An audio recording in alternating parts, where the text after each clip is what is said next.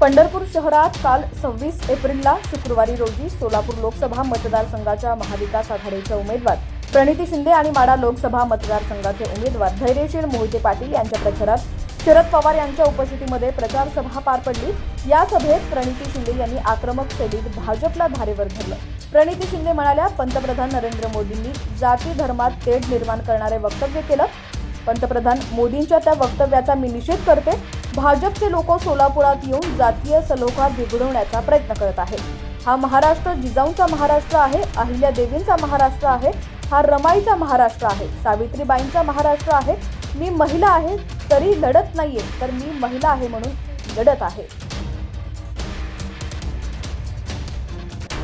मी महिला आहे म्हणून लढत नाहीये, तर मी महिला आहे म्हणून लढत आहे। मला महिला म्हणून जिजाऊ, अहिल्यादेवी, रमाई, सावित्रीबाई यांचा अभिमान आहे।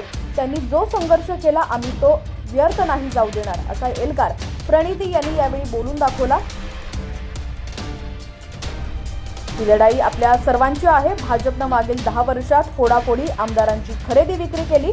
यांना फक्त हेच येतं। भाजप रात्री खेळ करणारी पार्टी आहे, यामुळे रात्र वैऱ्यांची आहे म्हणून आपल्याला सावध राहायचंय आणि 7 तारखेला भरभरून हाताच्या पंजावर मतदान करायचं आहे, असंही प्रणिती शिंदे म्हणाल्या। फक्त धर्म जात पातची कीड भारतीय जनता पक्षाने आपल्या देशाला लावली, आपल्या लोकशाहीला दृष्ट लावली, कीड लावली ह्या लोकांनी। पंतप्रधान हा देशाला सांभाळणारा पंतप्रधान असायला पाहिजे। तो कोणत्या पक्षाचा नसतो, तो सगळ्यांचा असतो। सगळ्यांना देश एकत्र ठेवण्याचं काम पंतप्रधानांचं असतं। पण परवा काय केलं? इतकं खालच्या पातळीचं भाषण, समाजामध्ये धर्मामध्ये तेढ निर्माण केला पंतप्रधानांनी। ह्याचा निषेध करते मी ह्या व्यासपीठावर। हा महाराष्ट्र हा जिजाऊचा महाराष्ट्र आहे, अहिल्याबाईंचा महाराष्ट्र आहे, हा रमाईचा महाराष्ट्र आहे, जिजाऊचा महाराष्ट्र आहे, सावित्रीबाईंचा महाराष्ट्र आहे।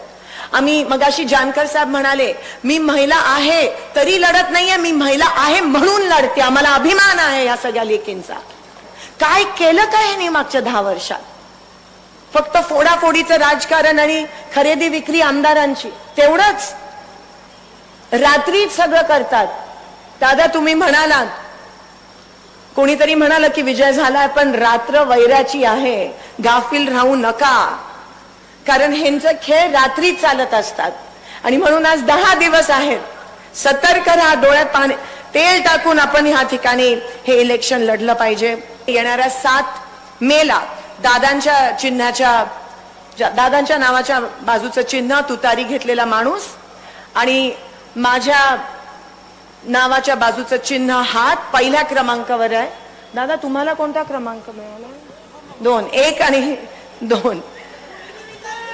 आपण भरघोस, आपण आशीर्वाद स्वरूपात मतदान द्याल आणि तुमची सेवा करण्याची आम्हाला संधी द्याल, अशी आशा बाळगते आणि आपली रजा घेते। धन्यवाद। जय हिंद, जय महाराष्ट्र। लोकसभा 2024 तसंच राजकीय घडामोडी पाहण्यासाठी HPN मराठी न्यूज चॅनलला सबस्क्राईब करा आणि बेल आयकॉनवर क्लिक करून नोटिफिकेशन्स मिळवा, जेणेकरून आमचे अपडेट्स लवकरात लवकर तुमच्यापर्यंत पोहोचतील।